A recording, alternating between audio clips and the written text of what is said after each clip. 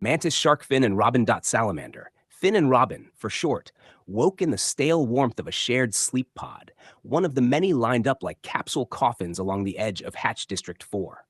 The pod's filter light had shifted from blue to amber, subtle but final. Hatch day was over. Free was over. They blinked against the new light. Their joints popped as they sat up, the thin bedding bunching under their knees. Yesterday had been all congratulations and ceremony, food, speeches, a place to crash. But the real part of the world didn't care what batch you came out of. Robin reached for her wristband with a groggy grunt, pulled her curls into a lazy loop, and cashed in the first of her 71 meal credits. The display blinked once. 70. A soft tone, no fanfare, lodging credits untouched. They hadn't needed one yet. She glanced at Finn, who was already tightening the strap on his bag like someone had lit a fire under him. The pod's side hissed gently as it unlocked from the outside, another reminder that it wasn't theirs anymore. Outside, the air had bite, cool and clean in a way that only new trails could be. A few others stirred around them, some rubbing sleep from their eyes, others already moving, packs on shoulders, maps in hand. No one lingered. That was part of the unspoken deal. The hatch day gave you the start. Day 2 was on you. They checked their gear, water, basics, the emergency flare neither of them had tested yet, and stepped into the first choice of the day. Robin squinted at her crayon-colored map. The routes zigzagged in different colors like someone couldn't make up their mind. The closest farms? Reachable by sundown. She opened her mouth to suggest it, but Finn was already shaking his head. Bad idea to show up late, he said. Price is always steeper, or the labor's always worse. Nobody likes surprises walking up after dark. He pointed instead to a farm farther out, one marked in faded green. The trail to it curled wide through edge territory, less direct, but maybe smarter. We camp tonight, show up fresh, offer our hands early. Maybe we work the day, eat, sleep, do it again.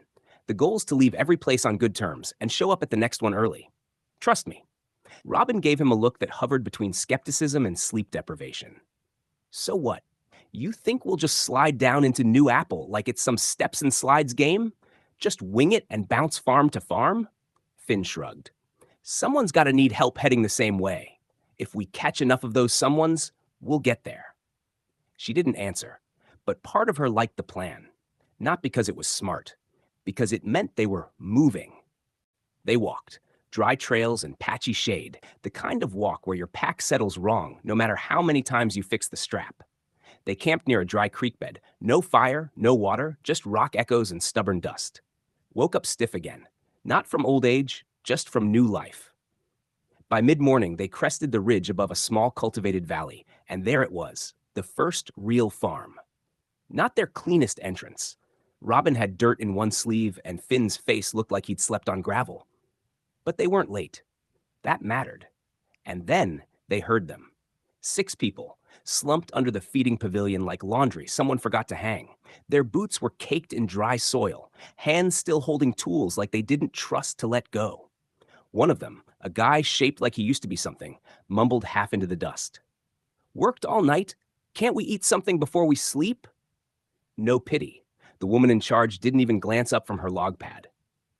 You barely worked enough to cover lodging. 8 hours sleep started 2 minutes ago. You can earn a meal when you wake up, unless you really want me to find you more work before I go to bed. That it, special boy? Finn gave Robin a quiet nod. Didn't have to say it. Yeah, better to show up early. Do the job. Move on. The day overseer met them at the fence line. Different energy. Rougher, but not cruel. Just tired in a practiced way. He introduced himself with a grunt. Overseer Bullsheep Pink. Pink for short. He added that last part like someone who'd had to explain it one too many times, whether people asked or not. He didn't like newcomers. Made it clear. Said he didn't trust people passing through. Especially not ones who asked questions. But Finn had good timing. A few careful answers later, and Pink cracked. Not wide open, but enough. Pink had a cart heading out after sundown, going to another farm. All-night trip, he said, after a full day's work. Unless you know how to run a drone scanner. Then I got a job for you. Good one. Skip half the farms if you're fast. Robin stepped forward. Her voice had that tone she used when she knew the answer wasn't going to be yes, but said it anyway. We've got a long trip to New Apple. We're trying to pick up any skill that'll help along the way. Pink scoffed, dry as hay. You're not learning on my equipment. Finn stepped in without missing a beat. I already know the scanner. She can spot for me. Worked a season with Woodlayer Pear last year. By the end of that week, Pear let me scan solo. That got a noise out of Pink, a snort that might have been a laugh if it weren't so dusty. Sounds like Pear, all right. Unsafe, that one. They should have named him Almost Lost the Farm, over a sprained wrist, no less. Finn cracked a grin. Always seemed all right to me. Even bought the one guy a new harness after fell. Oh, Robin elbowed him gently. He had that tone again, the one where he pretended not to be sarcastic. Still, Pink agreed. Finn would scan. Robin would spot. Job was simple. Scan the rows, mark water points, flag anything the computer flagged. No hunting, no damage, no reprogramming the interface. Finn looked at the scanner like an old friend. Wait, if we're scanning that stretch, he asked, that'd cover the next 5 farms. We can't be the first ones to take that route. Pink tilted his head. You're not. But it's not normal farmland. Gets a lot of sun. Soil's good. Still wild enough that not everyone trusts it. That's why I send the cart. If you scan clean, maybe the next farm feeds you without question. Do real good and he might point you to the next farms to scan. Be good for everyone, I'm sure. He smiled. Not friendly, but sharp, like a toothy grin on a dog that's been fed just enough to behave. And just like that, they had a job, a plan, and a way forward. 10 miles wide on the roadside. Another 10 toward the mountain base. You've got to scan all of it. That's what Pink had said. Sounded doable when he said it. But when Finn and Robin finally reached the edge of that region, the world opened like a lung. Wide plains unfurled out toward a distant river, and the low grass shimmered like fish scales in the wind. The terrain climbed lazily toward the base of the mountains, green, gold, and then gray. Higher up, shadow swallowed the slopes. Below that, the river wound its way along the edge like it was drawing the border between sweat and don't bother. At first glance, it looked peaceful. At second glance, it looked like a lot of walking. The drone scanner kit came packed with gear. A visor headset. Finn slipped on like it was part of a game. A dusty handheld console with scuffed buttons, and Robin's new favorite thing, an obnoxiously bright green laser pointer used to flag objects for the system. Finn led, visor scanning the topography in real time, layer by layer. Robin followed beside, flagging anything the drone might misread. Tall weeds, jagged rocks, crooked trees that looked suspiciously like people when the wind hit wrong. It wasn't graceful. They tripped. They argued. Robin flagged a tree twice by accident. Finn nearly walked into a bird's nest the size of a helmet. But the rhythm came. Step, scan, flag, walk. Repeat. By midday, sweat glued their shirts to their backs, and they'd covered most of the lower zone. But instead of stumbling into the next farm like they'd expected, they found something else. A symbol blinked on the scanner map. Designated campsite. Halfway to cabin. Robin zoomed in. The supply cabin marked on their map was still a few miles ahead. Not a town. Not even a checkpoint. Just a charging dock with some rations. And the update had the nerve to wait until they were already halfway into nowhere before popping up. So, no people tonight? Robin asked, kicking a stick. Just us, Finn muttered, and whatever's in those trees. Dry, crooked trees lined their next stretch, the kind that cracked in the wind like old knuckles. Stone outcrops jutted out like broken teeth, reminders that this land hadn't been tamed yet, no matter what the map claimed. The campsite itself wasn't much. A basic pavilion. A vending machine labeled Certified Meal Dispenser, though everything inside looked suspiciously like vacuum-packed sadness. Robin sat on the edge of the platform, legs swinging. There's no turning back, she said. Nah, Finn nodded. Even if we wanted to, the drone's tethered to our names.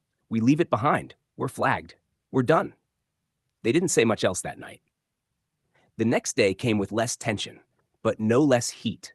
Once you got used to the scanner, Finn joked, it kind of moved like a very drunk friend trying to deliver something delicate. Just float your way there, buddy, he mumbled to it. Robin waved the pointer ahead, flagged a stump, a slanted boulder, an actual rabbit. Oops, she said. Laser slipped. Around midday, they stopped to check the route again. Finn squinted at the new map layers. Robin popped open a pouch of those fake chicken protein bites that smelled like garlic and regret. That's when they saw him. An old man rose from the scrub like some kind of creature reveal. Not dramatic because he wanted to be, but because he'd clearly been crouching there, waiting to be.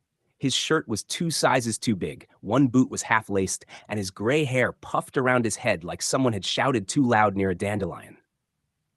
"You're doing it wrong," he barked. Robin froze mid-bite. "What, the scanner?" she asked. "No, the green laser. You're flagging everything sideways. You'll throw the whole map off." He bounded forward, arms waving like he was steering an imaginary spaceship, face lit up with that dangerous blend of certainty and joy. Finn instinctively took a step back. "Where did you even come from?" "From here, where you're walking wrong." Before Robin could react, the old man lunged, snatched the laser pointer from her hand with a triumphant "Ha!" and took off into the dry brush like he'd just won the village fair. Finn exhaled sharply. "Come on," he muttered. "If the farm logs a bad remark on this scan, especially with your name on it, we're done. No way we make it all the way to New Apple working our way there." Robin was already chasing after the sound of snapping twigs. "We're getting that pointer back." They chased the old man into a narrow split between 2 stone shelves, barely wide enough to squeeze through, let alone call a cave. The rock walls were cool to the touch, coated in dusty lichen and copper-colored streaks that shimmered faintly in the shaded light. It should have ended in a dead end. Instead, it opened. The narrow passage bent sharply left, then right, like a tunnel that couldn't decide if it wanted to exist. And then suddenly, it did. A den, carved from the hillside, rough walls, soft floor, nestled in the earth like a secret someone once planned to keep. Rusted netting hung like curtains in the archways. Bundled seed pods dangled from twisted cord above the entry, rattling softly with every shift of air. Piles of carefully collected junk sat in sorted clusters, shoes without pairs, faded glass, gear shards, cloth scraps, polished stones, lengths of copper wire that gleamed like snakeskins. It was chaotic, and somehow lived in. He climbed into a throne, if you could call it that, built from rubbery vine loops, broken chair legs, and what looked like a wheelbarrow frame. A makeshift crown of cord and bent utensils hung behind him like he'd tried to impress someone who never showed up. "Why are you here?" he demanded, planting both elbows on the armrests. "This is my house." Robin marched forward without flinching. "You stole my pointer, that green one." The man looked down, squinting like the device had only just appeared in his hand. "This? Oh, I'll trade you for it." "Trade? That's not yours," Robin snapped. "We need it. The scan's live. You're gonna screw up our trip." He leaned back like a satisfied king. 10,000 food credits. Silence. Then he leaned forward, eyes narrowing into something performative. "Ah, gonna take advantage of the elderly, huh? I'll mark you, girl. I know people. You'll show up flagged in more systems than credits can fix." Finn stepped between them just enough to ease the tension without declaring it. He let out a sigh. "What do you want for it?" The old man's eyes sparkled. "I need help carrying food. Got a stash down the ridge, heavy for old bones." Robin crossed her arms. "Why don't you just go into town? Any place would take care of you." The man mimicked a robotic voice with cartoonish flair. "Take care of me." "Sure, with rules. Don't eat that. Go to sleep. Report this. That's not safe for you, Grasswalker. You should rest. Blah!" He punctuated that last noise with a dramatic tongue-out rasp that echoed weirdly in the cavern.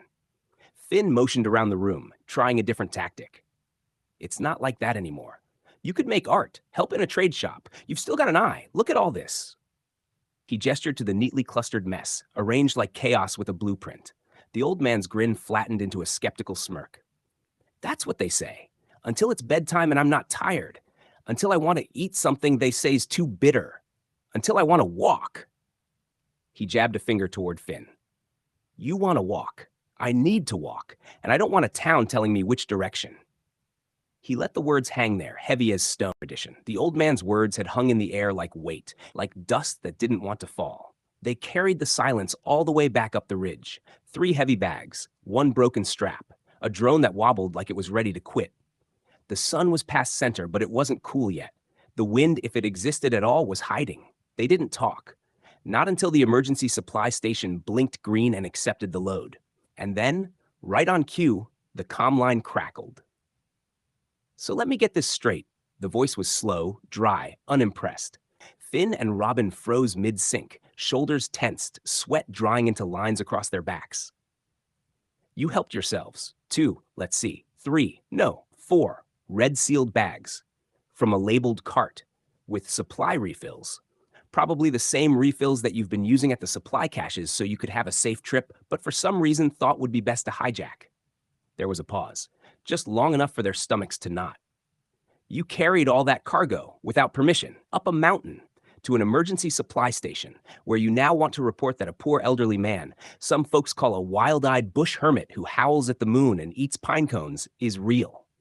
In a copper cave. The silence hit like static. Robin sat up straighter, like posture might save her. Finn opened his mouth, closed it, opened it again. Nothing. So am I missing anything? Another pause. Longer this time. Long enough for the panic to bloom full. Then, just barely, the voice softened. You think I'd let that old grasswalker starve on my land? He's flagged, has been for 10 years. Whole cart was meant for him, eventually. Finn started to speak, but the voice steamrolled right over him. Relax, I marked it as volunteer labor. No ban, no debt. A breath, a reset. But here's a tip. Next time you see a red seal in the wild, read it before you play off-grid and Robin Hood. Wait, didn't you say one of your names was Robin? Oh, that's good. That's rich. Right before the line cut, another voice joined in. Younger, easier, with just enough grin behind it to sting. Don't mind 5. He forgets some of you are new. You only took the red bands, right? Then you're fine. Red is priority, goes straight to him. Everything else he has to work for. Robin blinked. Old man's a certified grasswalker, real deal. Shows up when he wants. Doesn't talk much. Eats what's sent, never more. And trust me, you don't want to know what he does for actual work to get the rest. Finn leaned back, finally relaxing, head tilted toward the canopy above. Make sure to log a meal credit at the next farm stop, the second voice added. Someone usually claims it anyway. Click. Silence. Robin let out a long breath. We just got chewed out, laughed at, and thanked. Finn stared upward, eyes still wide. I think I preferred the yelling. They packed in silence for a few minutes. The heat lingered, but the worst of it had broken. The kind of quiet that follows adrenaline, not peace, but the shape of it. Then the comm line chirped again. Different tone, different voice. One more thing. What did Old Pink offer you to finally scan the sulfur lots? You two got salt for noses or what? Robin frowned. Finn, it's been all workable land so far. What's he mean sulfur? Over. Finn's mouth moved before his brain caught up. Wait, what did he tell you? Regular farmable land? Robin, let me guess. The drone scanner still won't backtrack, right? Robin groaned. Fantastic. Finn stood up slowly, brushing pine dust off his knees. We just played cops and robbers with a feral moon hermit, and we're maybe walking into a salt pit. And just before the comm cut for good, the younger voice returned. Casual, curious, a little too calm. Don't be too hard on yourselves. We're not even sure anyone living has ever seen Sulphur City in person, at least not without binoculars. No one's lived there in 6,000 years.